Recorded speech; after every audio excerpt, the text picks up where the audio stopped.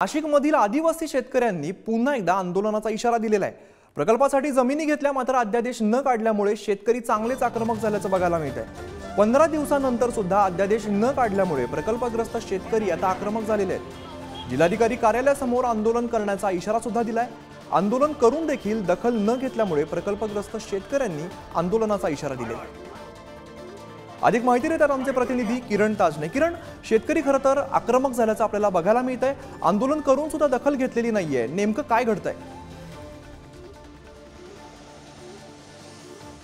अमित, खरं म्हणजे जुलै महिन्यामध्ये या सगळ्या आदिवासी शेतकऱ्यांच्या संदर्भातला जो प्रकल्प होता त्याला सुधारित कॅबिनेट बैठकीमध्ये मंजुरी देण्यात आली होती। मात्र नियम असा सांगतो की 15 दिवसानंतर याबाबतची अंमलबजावणी करण्याचे अध्यादेश काढणं अपेक्षित असतं। मात्र मंत्री असतील किंवा त्या विभागाचे सचिव असतील यांच्या माध्यमातून त्याची तात्काळ अंमलबजावणी करणं अपेक्षित होतं, मात्र ती झालेली नाहीये।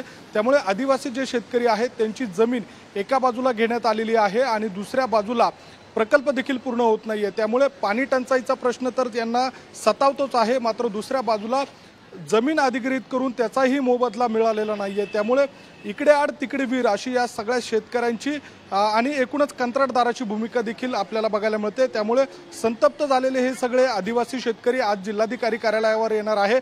यापूर्वी अनेकदा यांनी आंदोलन केले, मात्र त्यात तोडगा निघालेला नाहीये। त्यामुळे हे सगळं प्रकरण बघता सरकारी काम आणि 6 महिने थांब या म्हणीचा प्रत्यय या सगळ्या आदिवासी शेतकऱ्यांना येतोय।